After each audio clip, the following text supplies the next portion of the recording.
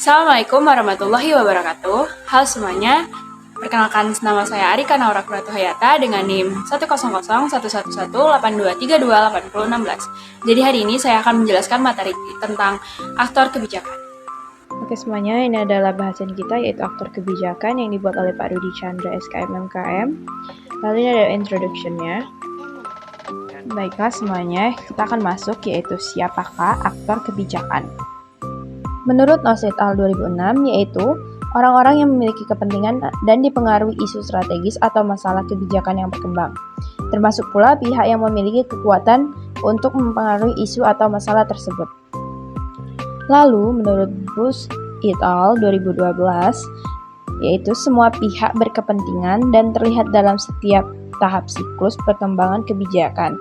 Mereka yang menyusun, mengadvokasi, melaksanakan, hingga terkena dampak dari sebuah kebijakan baik secara langsung atau tidak langsung, dan negatif atau positif.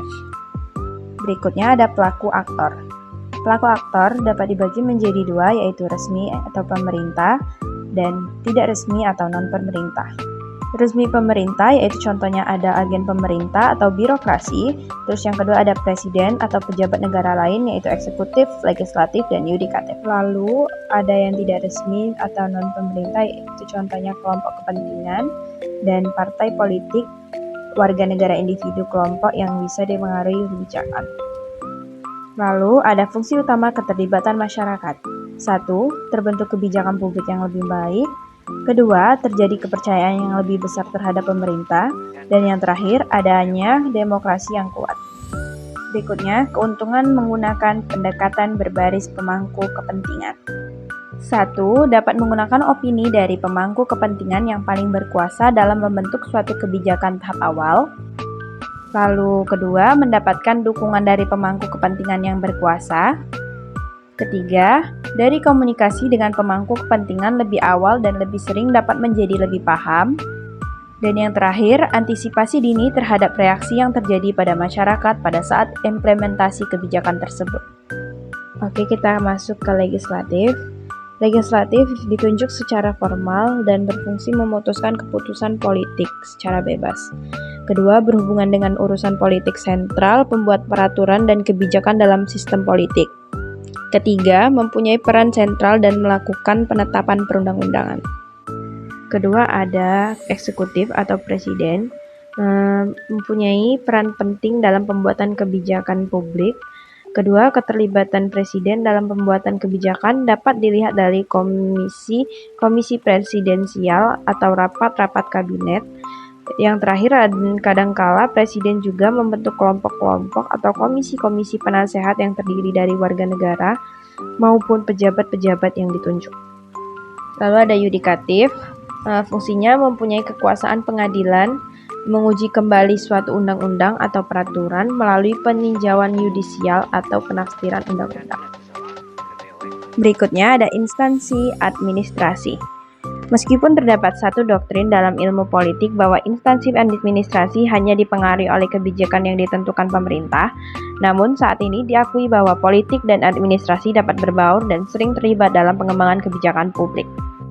Berikutnya, kelompok kepentingan. Kelompok kepentingan merupakan sumber utama pemerintah dalam memproses kebijakan publik. Mereka sering memberikan banyak informasi kepada pejabat publik dan memberikan rasionalitas pembuat kebijakan. Lalu, partai politik. Partai politik juga berusaha menghasilkan kebijakan publik yang menguntungkan bagi konstituennya.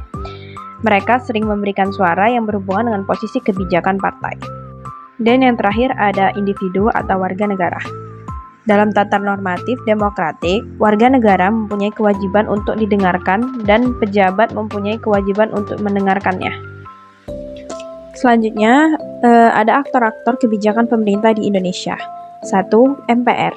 Perannya menetapkan undang-undang dasar, menetapkan TAP MPR. Kedua, ada presiden membentuk undang-undang dengan persetujuan DPR, menetapkan peraturan pemerintah pengganti undang-undang. Ketiga, ada DPR membentuk undang-undang bersama presiden. Keempat, ada pemerintah, yaitu menetapkan peraturan pemerintahan untuk melaksanakan undang-undang. Kelima, ada menteri, yaitu menetapkan peraturan menteri atau keputusan menteri sebagai peraturan pelaksana. Keenam, ada lembaga pemerintahan non-departemen. berfungsi untuk menetapkan peraturan-peraturan yang bersifat teknis, yaitu peraturannya melaksanakan dan perundang-undangan yang lebih tinggi derajatnya. Selanjutnya ada Direktorat Jenderal atau Dirjen, menetapkan dan mengeluarkan peraturan-peraturan pelaksanaan yang bersifat teknis di bidang masing-masing. Terus badan-badan negara lainnya menetapkan peraturan-peraturan pelaksanaan yang berisi perincian dari ketentuan-ketentuan perundangan yang mengatur di bidang tugas dan fungsi masing-masing. Selanjutnya ada pemerintah provinsi menetapkan peraturan daerah atau Perda dengan persetujuan DPRD provinsi. Terus DPRD provinsi menetapkan peraturan daerah provinsi, Perda provinsi bersama dengan peraturan daerah pemerintah daerah provinsi. Terus selanjutnya ada pemerintah kabupaten kota menetapkan peraturan daerah, Perda kota dengan persetujuan DPRD kabupaten kota. Selanjutnya ada DPRD kabupaten kota menetapkan peraturan daerah kabupaten bersama pemerintahan daerah kabupaten kota.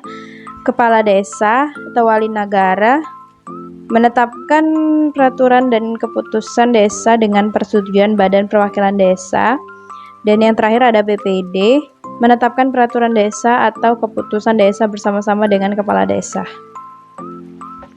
Baiklah, Harmon 1969 mendefinisikan kepentingan publik merupakan perubahan yang berkelanjutan sebagai akibat dari aktivitas politik antara individu dan kelompok dalam tatanan sistem politik yang demokratis. Baiklah, sekian dari saya. Assalamualaikum warahmatullahi wabarakatuh.